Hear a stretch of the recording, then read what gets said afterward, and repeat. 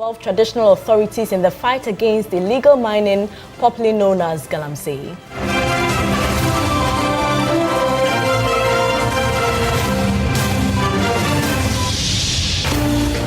With just 1 week to Christmas, Accra's Central Business District is bustling as shoppers hunt for last-minute festive deals.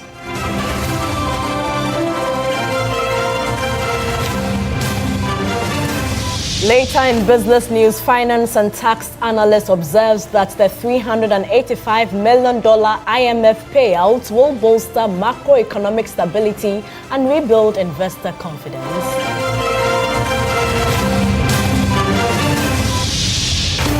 Much later on the foreign front, Nigeria's Foreign Minister Yusuf Tuga formally apologizes to Burkina Faso for the unauthorized entry of a Nigerian military jet into Burkinabe airspace.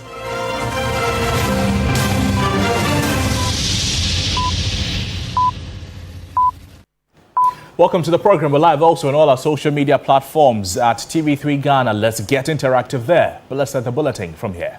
We begin from the Volta region, where school activities at the Angloga EP Basic School were brought to an abrupt end on Wednesday when bees attacked both learners and teachers at the school premises. The incident has led to the death of 2 learners and 1 other person left in critical condition.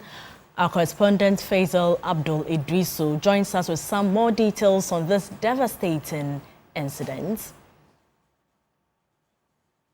Faisal, thank you so much for your time. Can you give us a detailed account of what exactly happened at the Angloga EP Basic School today? Actually happened yesterday at about 10:30 a.m. when the learners were playing within the school premises. At a point, we are told that the football they were playing got stuck in a tree at the school premises. So in an attempt to retrieve the ball, they threw stones at the ball in the tree, and that ended up disturbing the bee nest up in the tree. The swarm of bees attacked the pupils, the teachers as well. They have had to take to their heels. Within a few minutes, 4 of the learners were rushed to the Angloga Polyclinic, but were later referred to the Keta Municipal Hospital. One of these pupils, we are told, was confirmed dead upon arrival, a 7-year-old Theodora Ameovi. Later, Michael Kumeko, who is about 4 years, was also confirmed dead. 2 other persons were admitted at the Keta Government Hospital. As at this afternoon, when we were engaging the hospital authorities, they indicated to us that one of the 2 persons they admitted, a girl, has been discharged, but one very person who is in critical condition, one of the learners, a boy, is still at the facility receiving treatment. I interacted with Dr. Fifi Ajiman, a pediatrician at the facility, who has been briefing us on exactly what transpired and how the condition in which these people were before they were brought to the hospital. Let's have a listen to what he told me earlier today. Yesterday at around 1 p.m. we had a number of referrals from Angloga after some students were stung by bees. So 4 of these students were brought in to our emergency. We triaged and realized about 2 of them were in critical condition. The 2 that were in critical condition, there was a 9-year-old and a 3-year-old who came with severe anaphylaxis. That is when their body's immune system were reacting strongly to the bee sting. And unfortunately, we lost both of them. And the other 2 who were admitted to the pediatric wards fortunately have survived. One was mildly stung, so he had a mild reaction and was discharged today. And there's another one here with us who is not doing too bad. It looks like he'll make a full recovery. Thank you. Now, Faisal, just before you go, what measures are being undertaken to ensure the security and safety of students and staff as well as residents? This should be traumatic for them. Well, so the assembly member for the area told us this afternoon that later this evening they will be taking steps to destroy the bee nest in the tree. Students are now on vacation, even though for the Anloga AP Basic School, activities were brought to an end yesterday. Today, schools are officially on vacation till January 8th. And so between now and January 8th, there wouldn't be any school activities. But he assured us today that they will take steps to destroy the bee nest to ensure that by the time the learners are returning to school, the place will be a safer environment for them to undertake studies. For your time, our Volta Regional Correspondent Faisal Abdul Idrisu. Now, from tragedy to rising tensions in the northeast, government has announced the imposition of a curfew on Nalerigu Township and its environs in the northeast region. The curfew, imposed from 5 p.m. to 6 a.m. effective Thursday, December 18, was announced by the Minister for the Interior, Muntaka Mohammed, on the advice of the National Security Council. Also, there is a total ban on all persons in the Nalerigu Township and its environs from carrying arms, ammunition, or any offensive objects, weapons inclusive. Individuals found with any arms or ammunition will be arrested and prosecuted. Meanwhile, the IGP has deployed reinforcement teams and armored vehicles to Nalerigu and surrounding communities in the northeast region. This follows the setting ablaze of 2 houses by some youth in the regional capital and threats to burn more homes and attack residents.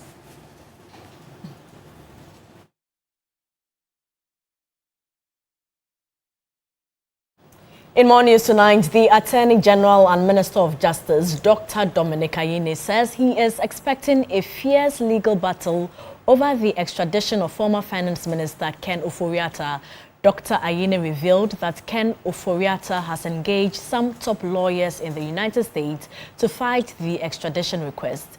Speaking at the Government Accountability Series, he disclosed that his office has formally transmitted an extradition request for Ken Ofori-Atta and his former Chief of Staff, Ernest Akori. He explained that the matter now rests with the American authorities. You will recall that the Office of the Special Prosecutor investigated acts of corruption and corruption-related offenses by the former Finance Minister and his accomplices, and proceeded to file charges in the High Court of Justice against them. On November 19, 2025, that is this year, my office received a formal request from the Office of the Special Prosecutor to initiate extradition proceedings for Kenneth Ofori-Atta and Ernest Dako Akori from the United States of America. Following a preliminary review, our International Cooperation Unit observed that certain aspects of the request require clarification and enhancements to align with the applicable legal and procedural requirements.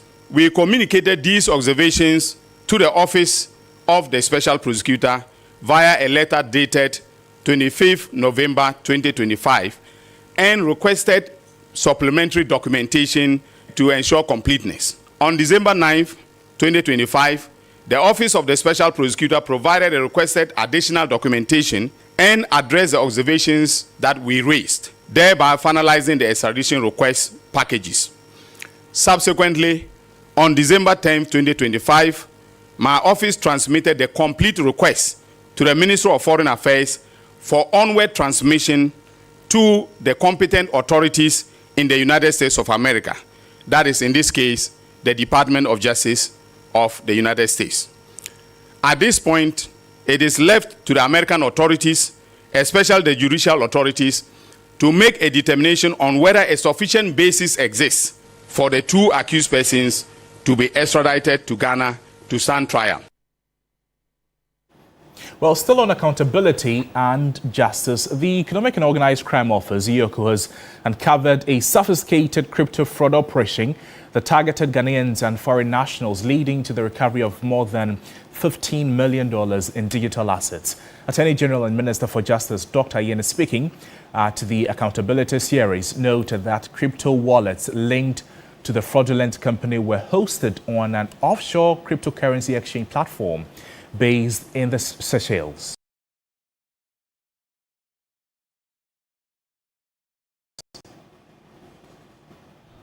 UKX's internal investigations confirmed Yoko's suspicions, according to the AG, establishing that the cluster of transactions under scrutiny was fraudulent. According to the findings, more than 1,000 transactions originated from a single computer IP address and a specific location, pointing to the activities of one individual rather than multiple independent users. The gang established a Ghanaian company in 2019 to front their criminal enterprise. According to official records obtained by the Economic and Organized Crime Office, the company's principal business was described as general trading and online trading and marketing. This is how the criminal enterprise worked. The victims were permitted to purchase products online from the company's e-commerce website by paying a registration fee. Once the victims signed on, they were encouraged to purchase investment packages, which range from 770 Ghana cedis to 9,240 Ghana cedis. The criminals developed attractive flyers to promote fraudulent investment. The criminal enterprise targeted our citizens, defrauded them, and laundered the criminal proceeds into cryptocurrency such as Bitcoin, USDT, and Ethereum in an attempt to further hide the proceeds from the reach of Ghana's law enforcement. Further investigations, including Know Your Customer KYC verification obtained by Yoko, identified the wallet owner as a Chinese national working in Ghana under residence permit. The recovery represents completed cases of both direct and indirect recoveries. Direct recoveries are recoveries that are deposited directly into the exhibit account of the office. This currently stands at about 194 million. Indirect recoveries, on the other hand, are recoveries that are paid directly to either GRA or the Consolidated Fund. This amount stands at 142.6 million. The success story of the Economic and Organized Crime Office shows that institutions matter, but institutional leadership is crucial to the success of the institutions we create as a country.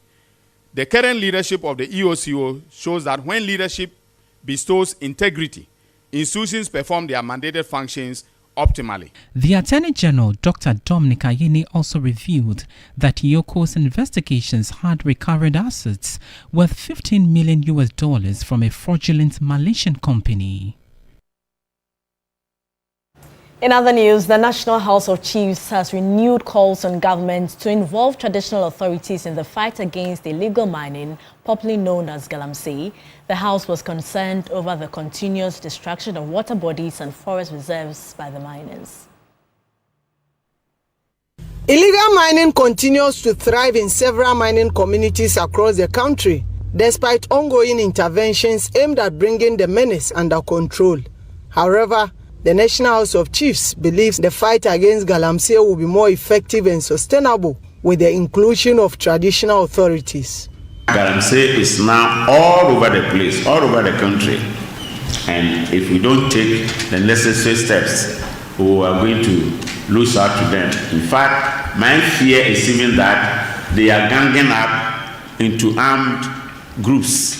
And if care is not taken, the security forces are going to find it very difficult to flush them out. So we call on government to actively involve the landowners in the fight against Galamsey.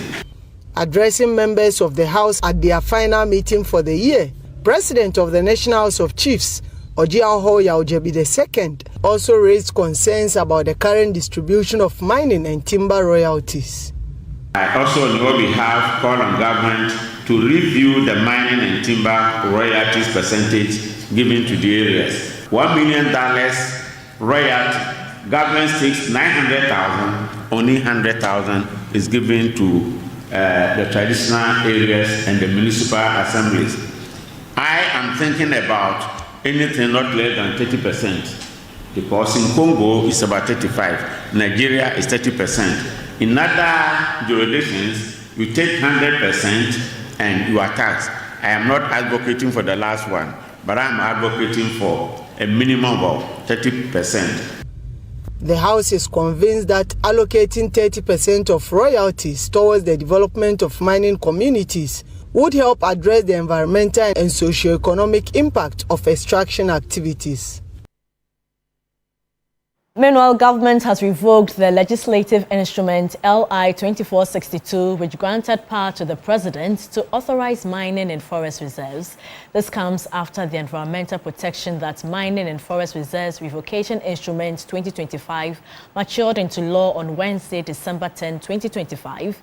LI 2462, which allows mining in forest reserves, faced fierce opposition from environmentalists and the public for its role in exacerbating illegal mining, popularly referred to as galamsey.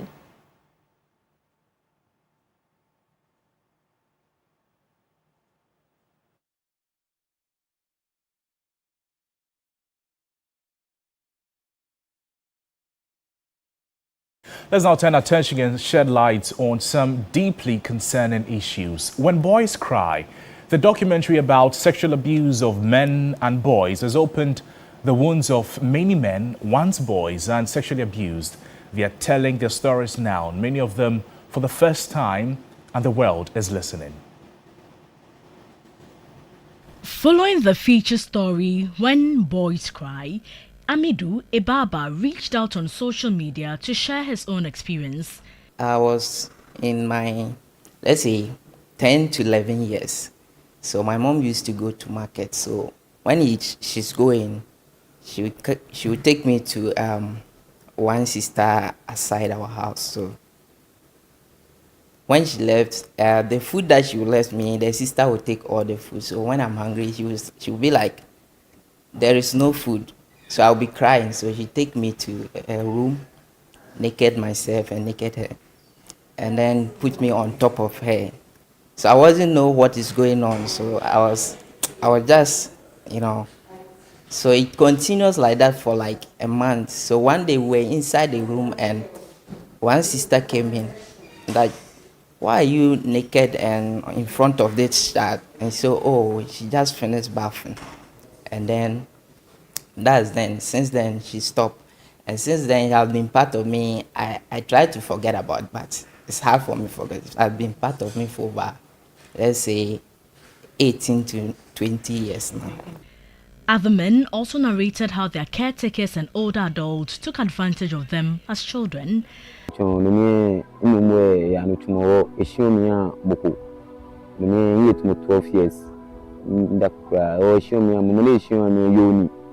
And by when she was here, we were fit more internet. Nikamayo, here. Okay, she me le about one. Came from what market about one. Ke me be like it can feel.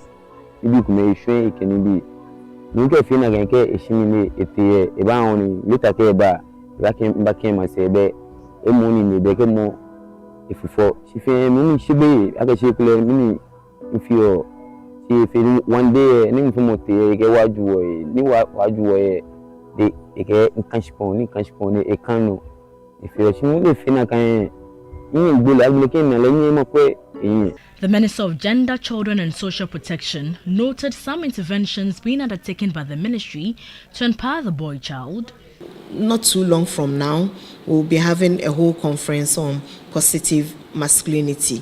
And we also working with some few boys groups to let them understand that bullying does not make you feel superior of a human being or a man. Meanwhile, a clinical psychologist and child protection specialist wants boys to be empowered to speak up. The trauma of these things of this particular thing can last very, very long because it shapes personalities. It shapes an individual's sense of identity. It shapes their sexual orientation, and it even shapes the way they treat people in future. We need to get to the point where society condemns these actions. And immediately society begins to vehemently condemn the actions against children. We would position ourselves to support the children better. And so they will not have a sense of stigma. Let's continue with the rest of our stories. With exactly 1 week to Christmas, Accra's Central Business District is buzzing with energy. Last-minute shoppers haggling, traders calling out festive deals, and the sound of the season fills the air. Grace Hamwajiman was in the Central Business District and reports.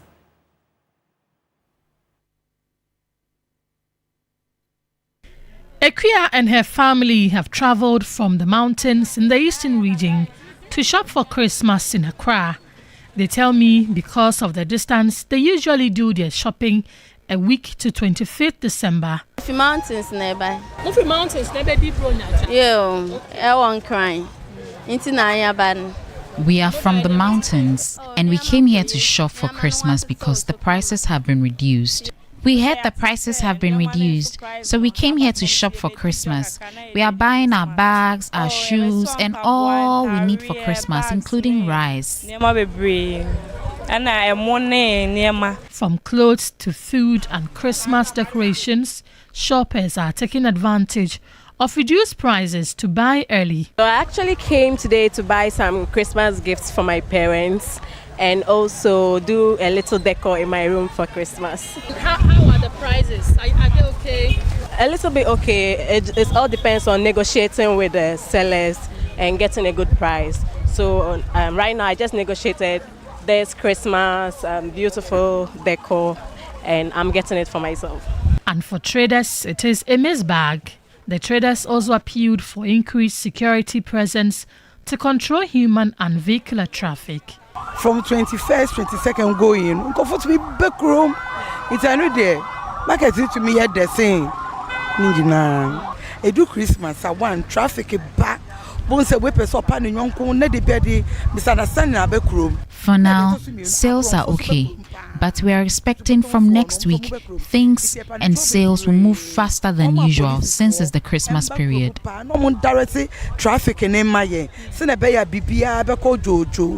festive season is here and it is a mix of everything jolly and excitement, from Christmas hats to clothing, shoes, food. Everything is coming together beautifully for the celebration. Whether you are going in for a big celebration or a small celebration, the season has finally come. Grace Hamwajiman, TV3 News, Central Business District, Accra. The season has indeed finally come. Let's do some other stories. And the Koforidua High Court has dismissed the election petition case filed against the Suhum NPP Member of Parliament, Frank Asiedu Bekwe. The High Court also awarded a cost of 200,000 Ghana cedis against the petitioners. Declaration of the December 2024 Suhum parliamentary election results, the petitioners asked the court to invalidate the outcome of the Suhum constituency result. They cited alleged electoral infractions on some polling stations as a basis for challenging the declared results. The petitioners in the case, former Suhum NPP MP Obafo Kojo Asante, who contested as an independent candidate in 2024, and NDC candidate Prince Kojo Ado, sought relief from the courts. They requested that the election in the Suhum constituency be declared null and void and called for a rerun in the affected polling stations. The court says it did not have sufficient evidence before it to rule in favor of the relief sought to invalidate the electoral results or for rerun of the polling stations that had infraction. The Suhum MP has been affirmed as the MP for the Suhum constituency. The MPP has welcomed the decision of the court. Samuel Auku is MPP Member of Parliament for Ekuapem North. We believe that this brings finality to this tortuous journey, which right from day one, lawyers for the Honorable Frank Asiedu Bekwe were clear that the petition was frivolous, had no legs to stand on, and pathetic right from the scratch. We believe that just as the Suhum MP today has had his day in court and his And in the northern region, judgment for the application for stay of execution by lawyers of embattled Member of Parliament for Tandai, Matthew Nyindam, has been deferred by the Commercial Division of the High Court to a yet-to-be-determined date. Registrar of the court told journalists that the deferment of the judgment is because the presiding judge is indisposed. And now, President John Dramani Mahama has cut short for the commencement of work on a new affordable housing project to be built in Ho in the Volta region. The project, which is under the auspices of the Tema Development Corporation, is a pathway to expanding the emerging city of Ho while providing decent accommodation for its growing population. She says it is going to build at least 50 affordable housing units here to be named the Oxygen City Community 27. The TDC says this project is intended to close the gap on the housing deficit that currently confronts the growing city of Ho. With about 200,000 population, Ho is an emerging city that requires the needed infrastructure to drive growth. Paramount Chief of the Asogli State, Togbi Apeda the 14th, said the project aligns with the city's growing demand for decent, affordable accommodation facilities. With the growth of Ho, obviously comes the need for accommodation. With a population of about 200,000 that is growing above the national average, it is easy to see Ho's population doubling within 30 years. The project, situated on approximately 1,860 acres of land, is being delivered through public-private partnership. Oxygen City represents the planned, integrated and future-ready urban development. The master plan incorporates green corridors, climate-responsive infrastructure, efficient land use, and environmentally conscious design principles. President John Dramani Mahama, who cut short to mark the commencement of work, said government will spend 500 million Ghana cedi every year to build affordable housing units across the various districts in the country. And as the CEO told you, they so far have 26 communities. And so this is their 27th community. So appropriately, the name for this city is the Oxygen City Community 27. In the 2026 budget, government has allocated 500 million cedis for housing, for district housing. And so every year from 2026, 2027 to 2028, 500 million cedis is going to be allocated each year. So over the next 3 years, 1.5 billion cedis is going to be put into the district housing scheme and what we call Own a Home project. And government has made new projections for when the Commander Sugar Factory will begin full operations. According to the Minister of Trade and Agribusiness, Elizabeth Ofosu-Adjare, the sugar factory will be operational by the end of 2026. She told the Vice President, Professor Opoku Agyeman, that the land has been secured to cultivate sugarcane to feed the factory. The Vice President, Professor Nana Jane Opoku Agyeman, was at the Ministry of Trade and Agribusiness to get first-hand information about the ministry. The Sector Minister, Elizabeth Ofosu-Adjare, took the Vice President through a presentation and noted how the country hugely imports to feed industries, promising to change the status quo next year under the feed industry program. It is time to start commercial contract farming. We have acquired a 40,000-acre land from Yeji Traditional Council to promote feed the industry program because we have some investors who will come, they want litigation-free land. She noted that from 2026, nobody can export non-ferrous scrap metals in order to make them available to feed the industries. The Trade and Agribusiness Minister also said from next year, the ministry will invest in garments production and promise to support the private sector to establish 3 garment factories in Bono East, Central and Eastern regions. The Commander Sugar Factory, according to Elizabeth Ofosu-Adjare, will be operational by the end of next year.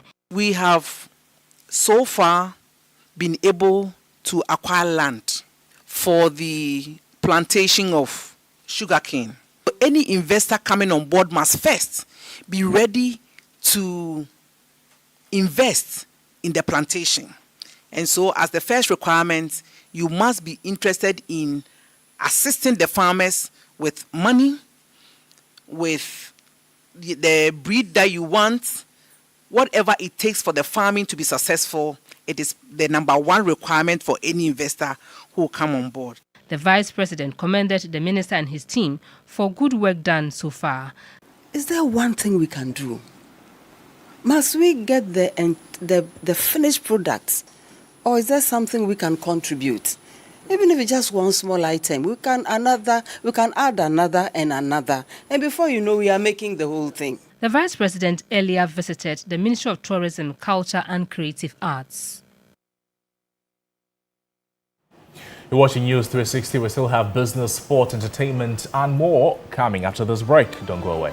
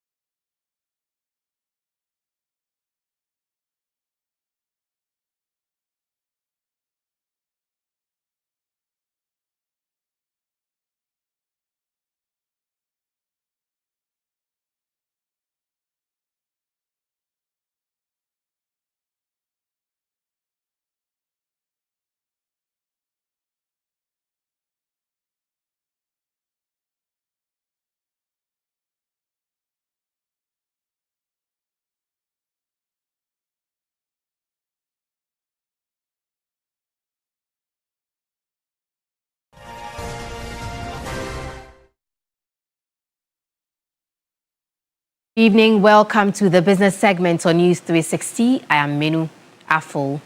Finance and tax analyst Nelson Kujo-Kwagbeji has noted that the $385 million from the IMF is coming at a crucial time for the nation. He highlighted that the capital injection will help in stability and build investor confidence. Kwagbeji's observation comes on the back of the executive board of the IMF completing the 5th review of Ghana's $3 billion and releasing $385 million to Ghana. Approval is good news for the stability of the Ghana cedi, and the approval will also go a long way to enhance investor confidence. Don't forget that we know where we are coming from, we know where we are currently, and we also know where we intend to go. Now, for the month of December, the cedi has depreciated by 3%. However, we expect this trend to reverse as a result of the disbursement. And so we believe that this will go a long way to enhance our reserve position, and that will also go a long way to help in stabilizing the Ghana cedi for the first quarter. The finance and tax expert noted the inflow is critical for the country's macroeconomic stability. This is very important because as at now, the cedi has outperformed its peers within the African continent, and currently the cedi has performed well over 37%, and so we believe that the fund that the IMF will be releasing will go a long way to sustain the stability of the cedi, at least for the first quarter. This also shows that the managers of our economy are actually managing our economy very well. Our books are clean. Most of the macro and fiscal economic indicators are doing very well. And so we just have to continue doing what we are doing right in order to sustain the gains that we have chalked this year. The latest tranche brings the total funds released under the 39-month program to roughly $2.8 billion since its inception in May 2023. Away from that, the Bank of Ghana has renewed calls for stronger coordinated action against unlicensed financial operators, warning that existing enforcement measures are insufficient to protect Ghana's financial system. Second Deputy Governor Matilda Asante-Asiedu spoke at a workshop of the COCLAB Technical Committee in Accra.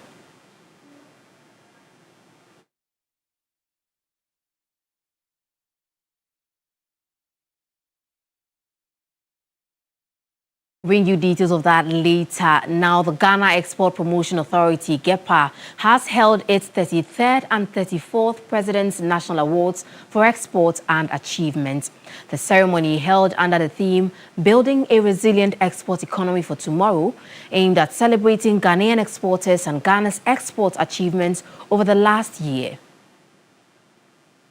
Speaking at the awards ceremony, the Chief Executive Officer of the Ghana Export Promotion Authority, Francis Kojo Arthur, stated that the award ceremony is to honor remarkable businesses that have overcome challenges and represented Ghana in markets across the globe. We are working diligently to align all our programs and initiatives with it to ensure that the revenue from our non-traditional export sector grows rapidly.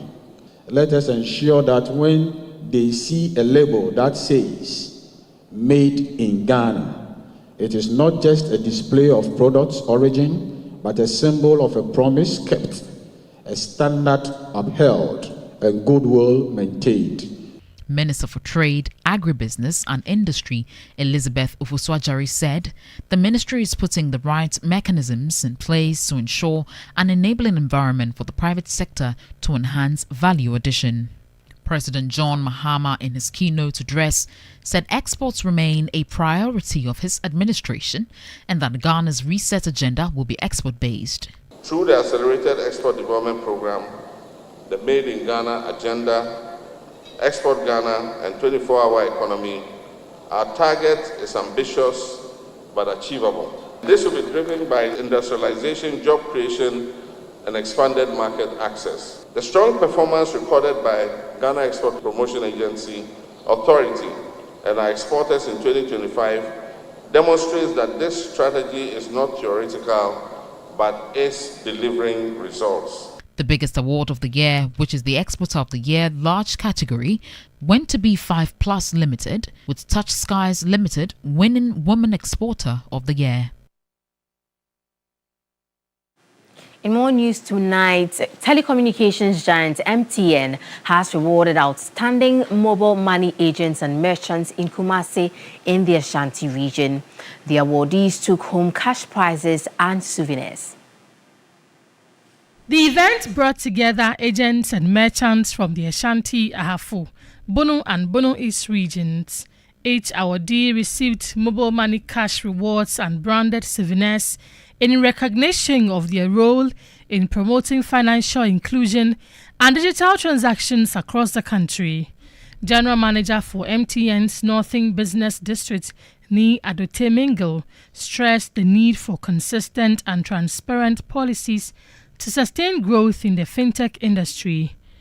Our platform is very robust thanks to all our key stakeholders. But beyond that, there's collaboration between us and the security agencies to ensure that at any point in time when there's an issue, we nip it in the bud. Don't let the fraudster get to you. Nobody should convince you to divulge your PIN number. Keep your PIN number very, very secret. He assured customers of secure transactions on the MTN Momo platform. Some of the award recipients expressed gratitude to MTN Ghana for the recognition. Very easy and fast. As in terms of mobile money, doing mashup near my human high. MTN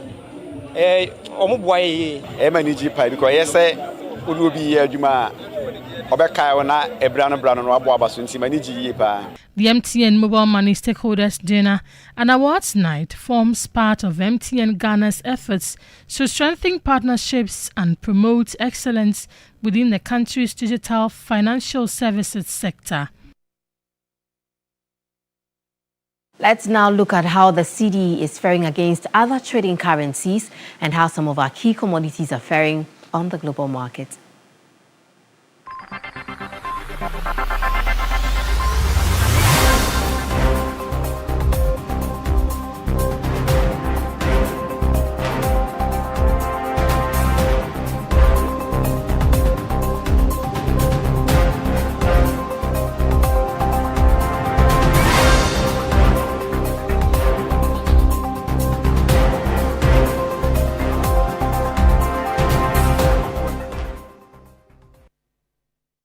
And that's it for Business Tonight on News 360. I am Menu Afu. Stay with us. We have more news updates coming your way.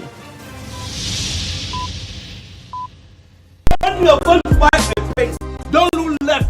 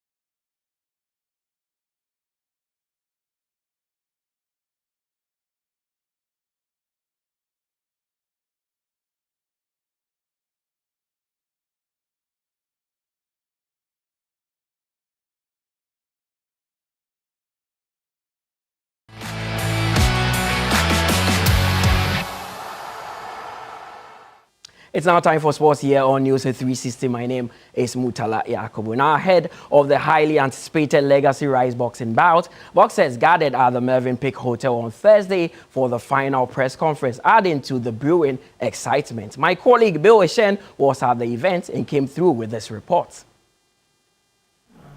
The presser ahead of the Legacy Rise boxing bout took place on Thursday afternoon, involving 18 boxers who spoke to the media ahead of that bout, which will be happening on Saturday at the University of Ghana Sports Stadium. The likes of the Ghana Supporters Union and some of the biggest names on the sports fraternity actually attended this particular presser. Now, the main event, as you can see behind me, is between Craig Richards and then Dan Aziz, two UK-based boxers who will be going head-to-head for the bragging rights on Ghanaian soil. Now, both boxers have stated that they are confident of getting a victory over each other. Now then, the other one kept cutting out. Yeah, I've been training diligently, training hard, working hard, and I've got big aspirations in this sport. And you know, I've had ups and downs in the sport, and I've finally full circled and come together. And I'm desperate to go out and show the best version of me, show boxing what I'm about, push on, go and win them world titles, and show how great I can be. So Saturday night's the first step, and without Saturday night, all that doesn't happen. So I'm hungry. And yeah, it's great because I get to display how good I am with another good competitor from Britain. Passion, desire, and hunger. You know, Craig said, you know, he didn't pick me. He didn't pick any, like, no one picked me. You don't pick me. No one picks me. I came here. I've been given the opportunity.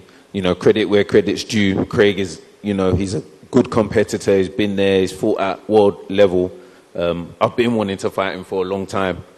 For the challenge, you know, I know he's a good fighter, and what better stage is to shine here in Accra, Ghana. So yeah, you're going to see the best of me. in the build-up to the much-anticipated bout, on Friday there will be an official weigh-in of all 18 boxers to prepare for the final one, which will be on Saturday, where the match will be taking place at the University of Ghana Sports Stadium, starting at 5 p.m. Ghana time. Belishan, for 3 Sports from the Moving Pick Hotel.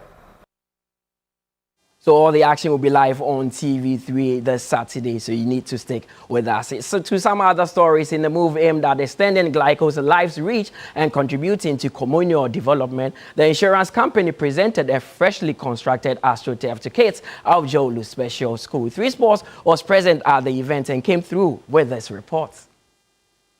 As part of Glyco's Life's all-inclusive approach, the insurance company handed over a brand new AstroTurf to kids of Joe Lu Special School on Thursday, December 18. The project, which started on August 14, 2025, lasted for about 4 months, with the sole aim of Glyco Life centered on nurturing and developing talents for national development, as echoed by the managing director of Glyco Life, Mame Dufie Echampon Cheobing.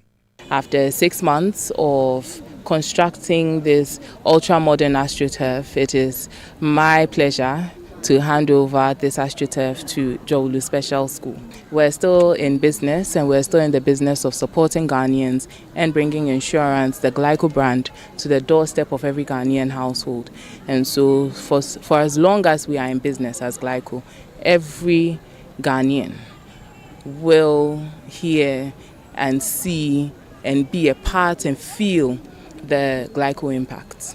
The project affirms the broader mandate to safeguard lives and contribute to national development through education, organization, and planning.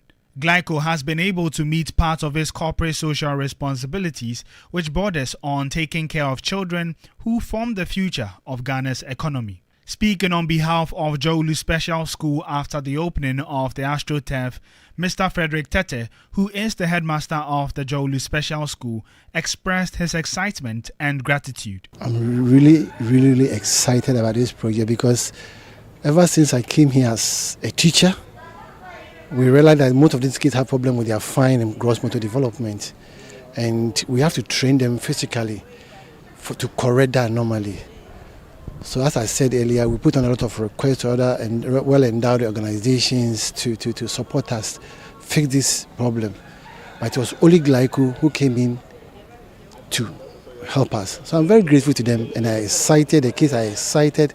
The staff, they are very, very, very happy with this project, and it's going to help us train these kids very well. This move is expected to be the first of many projects Glyco Life have lined up as they look to leave a lasting impact in societal development. My colleague there, Rekampofu, with the report. And that brings us to the end of the sports here on News 360. My name is Mutala Yakubu. We'll take a quick breather. We will return shortly.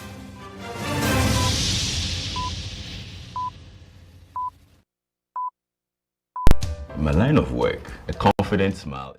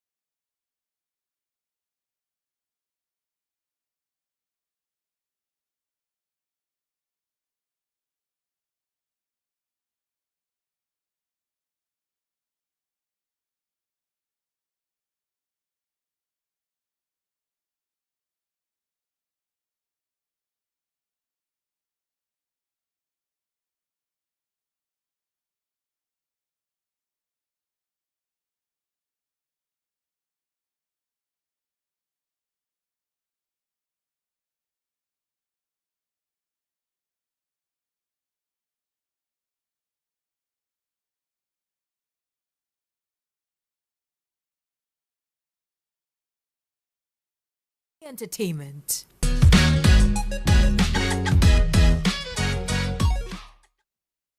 Tonight in this segment, High Life artist Kwesi P has credited his success to the guidance and tutelage of his father, whose influence helped shape his musical journey and establish him as a formidable force in the industry. The celebrated musician is now gearing up to mark his 25th anniversary with a special concert to celebrate his enduring impact on the music industry.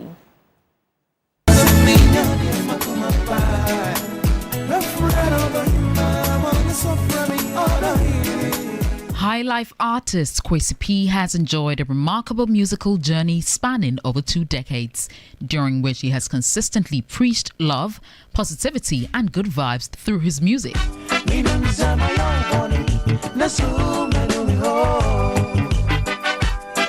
My music is all about love. My philosophy is all about love. I talk about love and things that happen in relationship, how to love your wife, your fiancé, or whoever you're dating. So for me, it's all about love. Renowned for his energetic and engaging live performances, Kwesi P has graced numerous stages and events across the globe, earning him a strong reputation within the High Life fraternity. Born to legendary High Life musician Ejeku Kwesi P has acknowledged that his success is largely rooted in his father's guidance and tutelage, which helped shape his musical path and position him as a formidable artist in the industry. So he decided, not to talk about my music journey, but rather to give me a couple of advice and also, direct me to, the right channel as to how to put, melodies and lyrics together to make me who I am today. It was a good teaching or direction growing up. For me, it was just phenomenal. Very good inspirational teachings and advice and all that from. As part of activities to celebrate his impact in music, Kwesi P is gearing up to mark his 25th anniversary with his special concerts. The event will see him share the stage with several industry colleagues and friends as they come together to celebrate this significant milestone in his career.